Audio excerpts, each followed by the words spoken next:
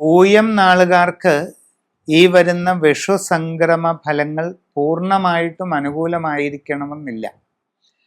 അപ്രതീക്ഷിതമായിട്ടുള്ള ചില തടസ്സങ്ങൾ നിങ്ങളെ സംബന്ധിച്ച് പല കാര്യങ്ങളിലും അനുഭവപ്പെട്ടേക്കാം.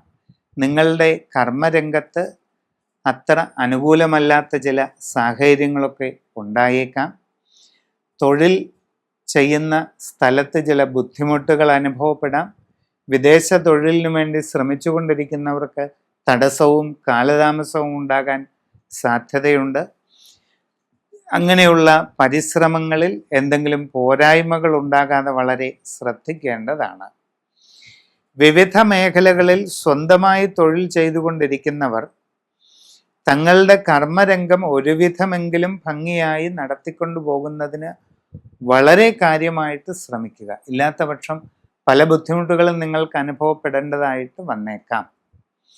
കച്ചവട രംഗത്ത് പ്രവർത്തിക്കുന്നവർക്ക് അപ്രതീക്ഷിതമായ നഷ്ടങ്ങൾ ഉണ്ടാകാൻ ഇടയുണ്ട്. അതുകൊണ്ട് കൂടുതൽ കരുതലും ജാഗ്രതയും ശീലിക്കേണ്ടതാണ്. യാത്രാക്ലേശം, അലച്ചിൽ തുടങ്ങിയ പ്രയാസങ്ങൾക്ക് സാധ്യതയുണ്ട്. 12-ലെ വ്യാഴം നിങ്ങൾക്ക് പല രീതിയിലുള്ള ബുദ്ധിമുട്ടുകൾ വരും കാലത്ത് സൃഷ്ടിക്കാൻ ഇടയുണ്ട്. ഗൃഹനിർമ്മാണം നടത്തിക്കൊണ്ടിരിക്കുന്നവർ അമിത വ്യയം ഒഴിവാക്കാനായിട്ട് ശ്രദ്ധിക്കേണ്ടതാണ്. കച്ചവട മേഖലയിൽ പുതിയ സംരംഭങ്ങൾ തുടങ്ങുവാൻ ഉദ്ദേശിക്കുന്നവർ കാര്യങ്ങൾ വസ്തുനിഷ്ഠമായി പഠിച്ചു മനസ്സിലാക്കി മാത്രമേ അങ്ങനെയുള്ള കാര്യങ്ങളുമായി മുമ്പോട്ട് പോകാറുള്ളൂ.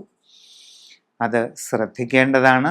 നിങ്ങളുടെ വ്യക്തിപരമായ ജനന തീയതിയും സമയവും അനുസരിച്ച് ശരിയായ സൂക്ഷ്മമായ ഗ്രഹനില തയ്യാർ ചെയ്ത് അതിനനുസരിച്ചുള്ള ഏറ്റവും യുക്തമായ നല്ല പരിഹാരം ചെയ്ത് മുൻപോട്ട് പോവുകയാണെങ്കിൽ എല്ലാ പ്രതിബന്ധങ്ങളെയും തരണം ചെയ്ത് നല്ല വിജയം നേടുവാൻ ഈ സന്ദർഭത്തിലും നിങ്ങൾക്ക് സാധിക്കുക തന്നെ ചെയ്യും.